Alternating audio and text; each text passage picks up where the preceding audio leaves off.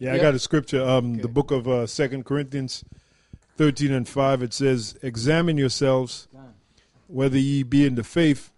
Prove your own selves," which goes back to what Elder Menadzak was saying. About challenging yourself. Testing yourself. It says, "Prove your own selves." Now, I'm going to look up that word "prove."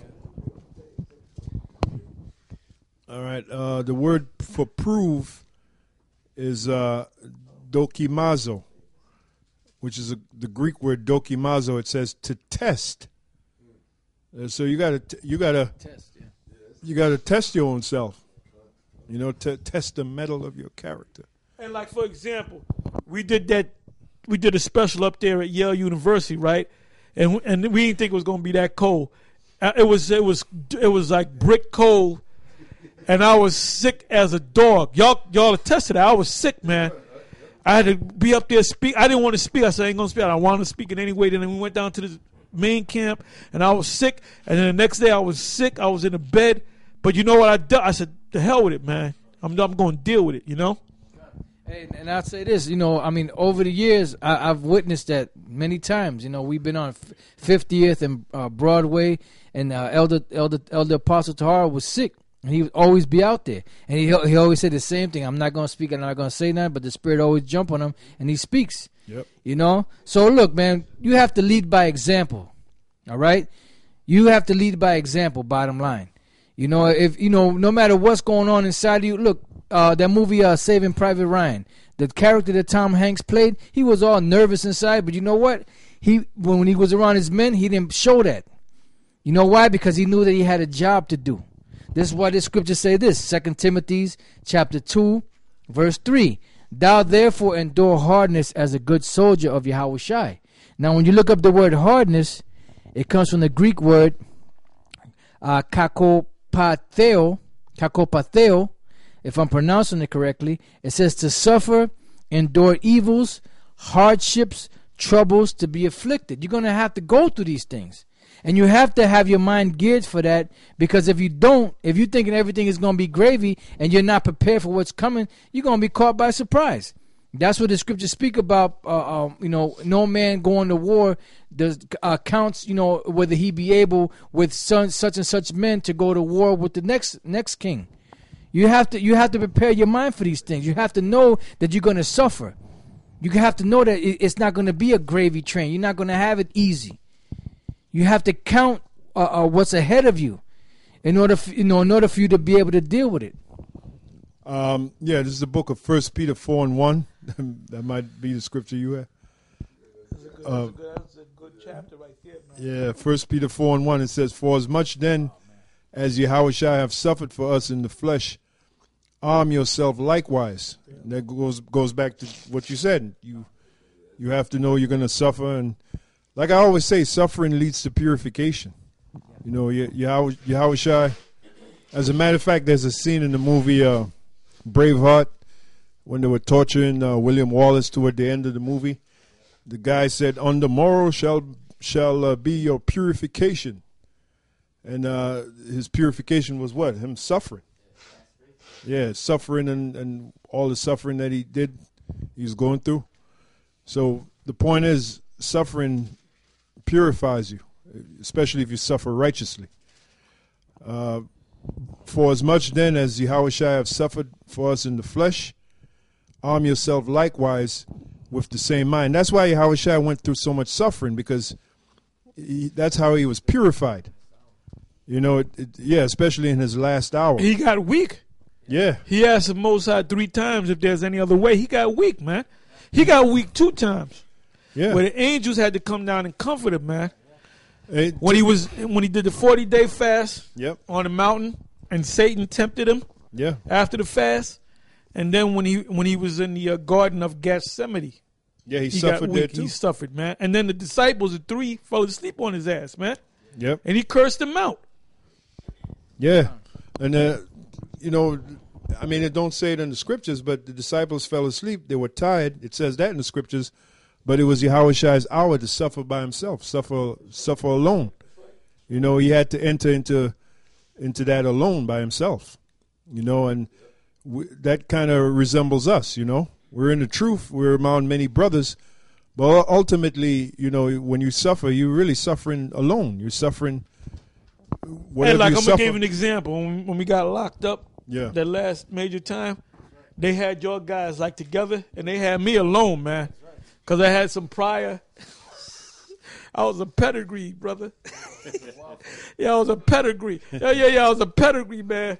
That was, situation that I had before that. So I was like a worse criminal than y'all, right? So they put me in a special cell and shit. I was by myself, man. And I remember that, man. I said, man, the both sides got me here by myself, man. The brothers are in the same, they're on the same dorm and shit. And I'm more by myself. But I said, I got to deal with it, man. And I remember I would look out because I was in the tombs and shit. And I had that window. The window was like about that wide. And I would have my hands behind my back like a general. And I would like look, and I had that mean look, and I would look in the morning, I would look out and I would see Chinatown, right? And I was always thinking, I said, man, when I get out this motherfucker, I said, would I hit that camp, man? I said, I'm going to curse these damn devils out. Hey, I say this, brothers kind of got weak, but I didn't get weak, man. I was thinking, when I get out this motherfucker, I'm going to curse this damn devil out, man. And then the brothers' strength had to be built back up, man. Yeah, because the bottom line is, look, sometimes you have some men that are strong in the spirit, and you have some men that are weak in the spirit. You have different spirits, different levels. You have some men that are motivators, and you have some men that need to be motivated. And the bottom line is, the Lord gives each man a proper gift, and then that man that's motivated will motivate you, and you motivate others. And that's the bottom line. That's how we learn. That's why we tell you, brothers, look, the stuff that you going through, you ain't going through that stuff by yourself. We've been through that stuff, but we don't speak about everything that we dealt with. The things that you guys go through, we've been there, done that, man. That's baby stuff. We've been there, done that, all right? Anyway, I got the scripture right here. This is 1 Corinthians 4:9, all right? It says, for I think that the Most High have sent forth us. Now us, it said us, the apostles. You notice it didn't say elders, it said apostles, man. And we're the only apostles out there, okay? See, all them other guys, you got bishops, you got elders, you got deacons, you got captains and generals. But what does this scripture apply to, man? It said right on time, baby. It says, well, I think that the Most High have, which all of y'all are apostles. We call other brothers elders, but they're apostles too. Yeah, they're apostles. Yeah. They're apostles too. Even the young brothers are apostles. Technically, they're apostles too. Yeah. Just don't let me hear you calling yourself. No, I'm messing around. I'm messing around with y'all brothers. But all of y'all, even the young brothers, are apostles because you were sent forth, man. We were all sent. Anybody that was sent forth to do this work, you're an apostle. Right. All right? Yeah, that's right. That's right. That's right. This is the word apostle in the same scripture, apostolos, a delegate messenger, one sent forth with orders. Ooh. Ooh.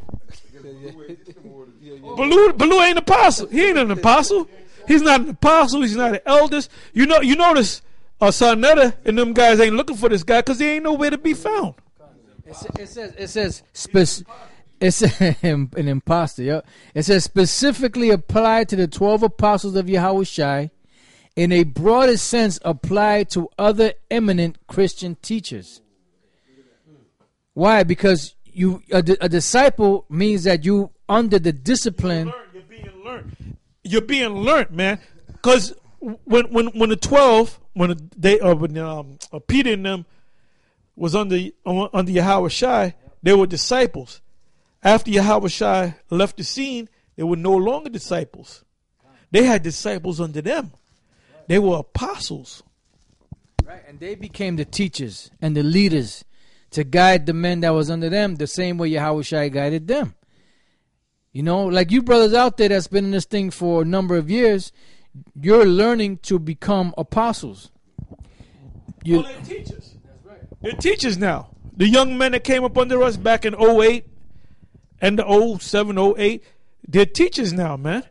Even though they're still under us as far as the rank and file, but there's teachers because they are out there teaching. They're out there. We wouldn't let them go out there and teach if they wasn't teachers. That's right. That's why it says. I'm sorry, brother. That's why this is. See, there's a criteria.